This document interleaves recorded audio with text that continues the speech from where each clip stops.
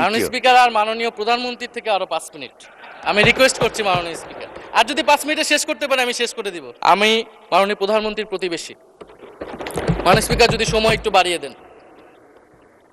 মাননীয় সদস্য, আপনি আবেদন জানিয়েছিলেন, এর মধ্যে ট্রেজারি বেঞ্চের যে চিফ হুইপ আছেন, মাননীয় চিফ হুইপ, উনি আমাকে জানিয়েছেন উনার সময় 20 মিনিট বরাদ্দ ছিল, সেখান থেকে 5 মিনিট উনি কর্তন করে আপনাকে দিয়েছেন। তো আপনি 5 মিনিটের মধ্যে দয়া করে শেষ করবেন। মাননীয় স্পিকার আর মাননীয় প্রধানমন্ত্রীর থেকে আরো 5 মিনিট আমি রিকোয়েস্ট করছি মাননীয় স্পিকার। আর যদি 5 মিনিটে শেষ করতে পারে আমি শেষ করে দিব, কোনো সমস্যা নেই মাননীয় স্পিকার। ফলে আমরা দুর্নীতির কথা বলা হচ্ছে, 16 বছরে আওয়ামী লীগের যে দুর্নীতি, সেই দুর্নীতি থেকেও বড় হয়ে গেছে অন্তর্বর্তী সরকারের সময় ছাত্র সমন্বয়করা কি দুর্নীতি করেছে মাননীয় স্পিকার। ছাত্র সমন্বয়করা খুবই খারাপ, তারা মন্ত্রণালয়ে ঘুরেছে, দুর্নীতি করেছে, কিংস পার্টি করেছে। তো মাননীয় স্পিকার, গত আওয়ামী লীগের আমলে 16 বছরের দুর্নীতির বিচার ওনারা কিভাবে করবেন সেইটা মাননীয় স্পিকার ওনাদের বলা উচিত জনগণের সামনে।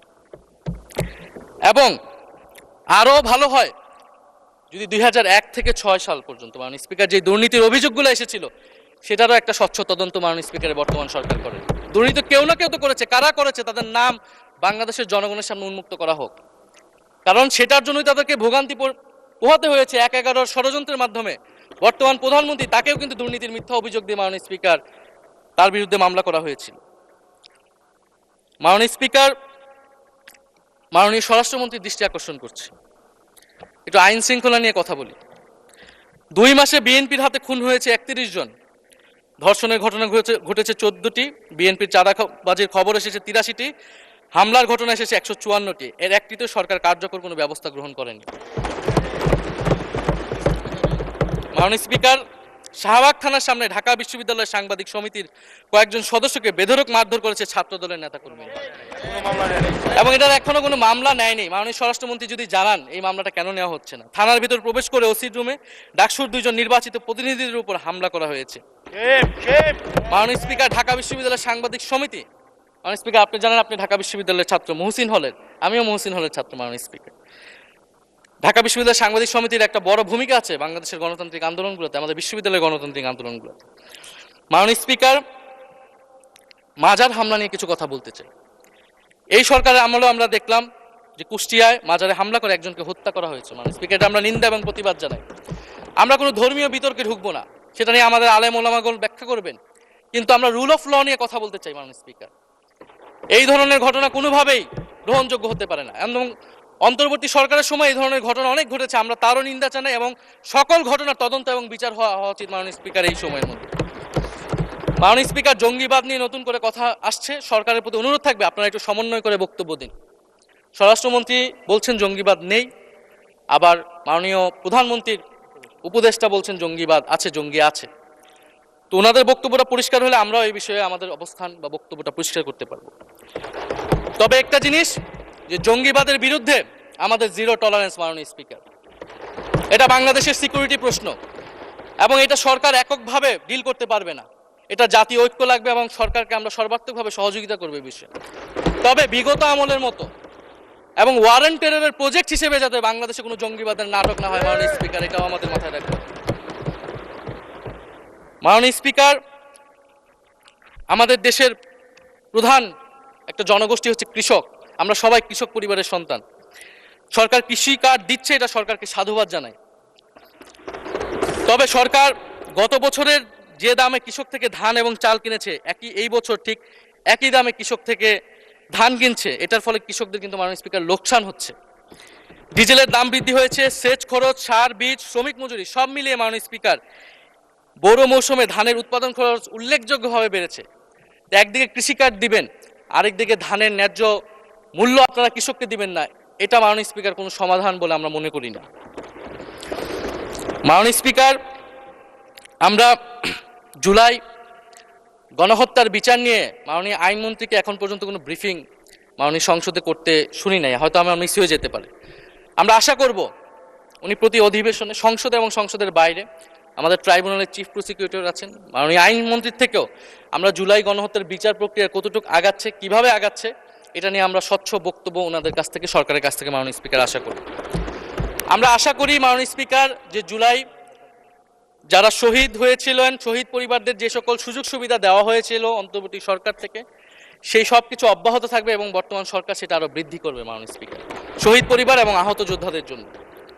মাননীয় স্পিকার, আর 2 মিনিট যদি বৃদ্ধি করতেন আমি শেষ করে দিব। 2 মিনিট। জি, 2 মিনিট বৃদ্ধি করা হলো।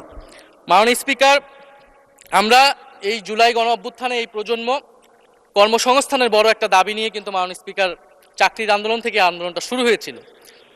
ফলে আমরা আশা করব এই সরকারের সময় কর্মসংস্থানের সুরাহা হবে এবং সেটার জন্য আর্থিক খাতে দুর্নীতি বন্ধ করতে হবে, বিনিয়োগ আনতে হবে এবং চাকরিতে স্বজনপ্রীতি, দুর্নীতি এগুলা একদম বন্ধ করতে হবে মাননীয় স্পিকার, সরকারি চাকরিতে বিশেষত। মাননীয় স্পিকার, একটা বিষয় যে সরকার এখন বলে দিচ্ছে যে বিরোধী দল কিভাবে কথা বলবে, কিভাবে বিরোধিতা করবে এবং বিরোধী দলের পতনও হয়ে যাবে, এরকম কথা মাননীয় স্পিকার সংসদে আমাদের শুনতে হচ্ছে। তো বিরোধী দল তো মাননীয় স্পিকার সরকারের প্রেসক্রিপশন অনুযায়ী বিরোধিতা করবে না, সরকারের শিখিয়ে দেওয়ার প্রয়োজন নাই কিভাবে কথা বলবে, কিভাবে বিরোধিতা করবে। বিরোধী দল বিরোধিতা করবে, সমালোচনা করবে, জনগণ এটা ঠিক করবে বিরোধী দলকে কতটুকু সমর্থন দিবে কি দিবে না। এবং বিরোধী দলের রাজনীতি মাননীয় স্পিকার বিএনপি করেছে, আমরা দেখেছি, তখন ছোট ছিলাম। মাননীয় স্পিকার, আমি যখন ইন্টারমিডিয়েটে পড়ি, খালেদা জিয়া তখন গ্রেফতার হন এবং তার পরের দিন আমার বাবা রাজনৈতিক মামলায় গ্রেফতার হন। আমার মা আমাকে নিয়ে থানায়, কোর্টে এবং কারাগারে আমি আমার মায়ের সাথে ঘুরেছি মাননীয় স্পিকার। আমি জানি আমার এই অভিজ্ঞতা বাংলাদেশের লাখ লাখ মানুষের, ফ্যাসিবাদ বিরোধী আন্দোলন, রাজনৈতিক কর্মী যারা রয়েছে তাদের সকলের একই অভিজ্ঞতা মাননীয় স্পিকার। মাননীয় স্পিকার, সেই অভিজ্ঞতা থেকেই বিশ্ববিদ্যালয়ে যখন এসেছি প্রথম, মনে হয়েছে যে এই প্রজন্ম হিসেবে আমাদের একটা দায়বদ্ধতা আছে। আমার সামনে একজন স্বৈরাচার, একজন স্বৈর শাসক থাকবে, বাংলাদেশের একজন ছাত্র হিসেবে আমি এটা মেনে নিতে পারিনি মাননীয় স্পিকার প্রথম বর্ষ থেকে। সেই জায়গা থেকে কাজ করেছি জুলাই গণ অভ্যুত্থানে। মাননীয় স্পিকার, আমি আমার এলাকা নিয়ে শুধু শেষ করব, সবাই যেহেতু এলাকা নিয়ে কথা বলে প্রথম আসলে, আমি মাননীয় প্রধানমন্ত্রীর প্রতিবেশী, ঢাকা 17-এর প্রতিবেশী হচ্ছে ঢাকা 11 মাননীয় স্পিকার। সংসদে সরকার দল এবং বিরোধী দলের যেই পরিমাণ বৈষম্য, ঢাকা 17 এবং ঢাকা 11-এর একই পরিমাণ মাননীয় স্পিকার বৈষম্য। ফলে উনি যাতে এই বৈষম্য দূর করেন এবং ঢাকা 11-এর জন্য যদি মাননীয় সদস্য 2 মিনিট চেয়েছিলেন, শেষ হয়ে গেছে। আর 2 মিনিট দেওয়া হলো, 2 মিনিটের মধ্যে শেষ করে ফেলেন প্লিজ। স্পিকার, ধন্যবাদ আপনাকে। ফলে এই বৈষম্য উনি সংসদেও দূর করবেন, সংসদেও দূর হবে এবং আমার এলাকাও সেই উন্নয়ন কার্যক্রম হবে। ঢাকা 11 এই গণ অভ্যুত্থানের অন্যতম হট স্পট ছিল রামপুরা, বাড্ডা, ভাটারা এলাকা মাননীয় স্পিকার, যেখানে অনেক প্রাইভেট বিশ্ববিদ্যালয়, মাদ্রাসা, তারা সকলে এসে কিন্তু ফ্যাসিস্টদেরকে প্রতিহত করেছিল এবং এই অত্র এলাকার নানান সমস্যা। তো সরকারের জায়গা থেকে আমি আশা করব, আমি হয়তো অনেক সমালোচনা করতে পারি, অনেক ভুল ত্রুটি থাকতে পারে, যেহেতু নতুন এসেছি, কথা বলছি। তো সেই জায়গা থেকে যাতে আমার এলাকার প্রতি কোনো বিরূপ মনোভাব না থাকে, কোনো বৈষম্য যাতে না হয় মাননীয় স্পিকার।